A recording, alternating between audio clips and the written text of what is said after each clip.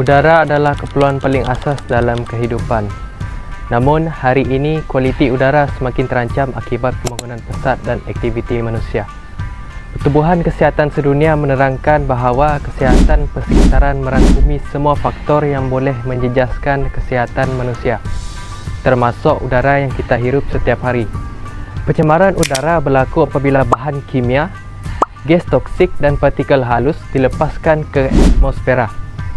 Menurut Akta Kualiti Alam Sekeliling 1974, ia melibatkan perubahan fizikal, kimia atau biologi yang boleh membahayakan kesihatan manusia serta menjejaskan flora dan fauna. Malaysia dan Indonesia pernah melalui episod jerebu yang serius, terutamanya akibat kebakaran hutan dan ladang di Sumatera dan Kalimantan yang melepaskan asap tebal ke atmosfera. Situasi ini membuktikan betapa pentingnya pengurusan alam sekitar dalam memastikan udara kekal bersih. Pencemaran udara ialah ancaman senyap.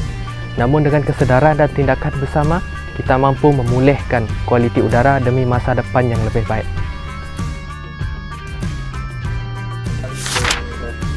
Mari kita melihat pula kepada faktor pencemaran udara. Faktor pencemaran udara yang pertama ialah pembakaran hutan. Mari kita kembali pada tahun 2019 dan 2020 di mana terjadinya pembakaran hutan terbesar di Australia yang disebabkan oleh cuaca yang kering dan juga gelombang panas yang berpanjangan. Seterusnya, faktor yang kedua, kita melihat pula kepada tapak pelupusan sampah. Seperti yang kita sedia maklum, apabila sampah itu mereput, ianya akan melepaskan gas metana yang akan menjejaskan kualiti udara kita. Faktor yang ketiga ialah asap kenderaan bermotor. Seperti yang kita sedia maklum, terdapat beribu kenderaan, terutamanya di kawasan bandar, yang akan melepaskan gas ataupun asap yang berbahaya yang mengandungi kandungan nitrogen oksida dan juga karbon dioksida. Kesan pencemaran udara yang pertama ialah memudaratkan kesihatan.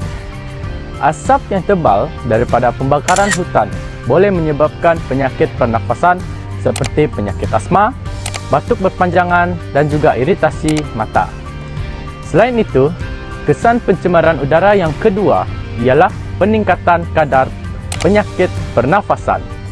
Gas seperti karbon monoksida dan nitrogen oksida ini boleh memudaratkan kesihatan seperti menjejaskan paru-paru dan sistem kardiovaskular dalam manusia.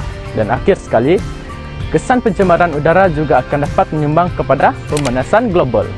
Gas metana yang terhasil ini boleh mencemarkan udara dan menjejaskan kelesaan aktiviti seharian sekaligus boleh menurunkan kualiti hidup.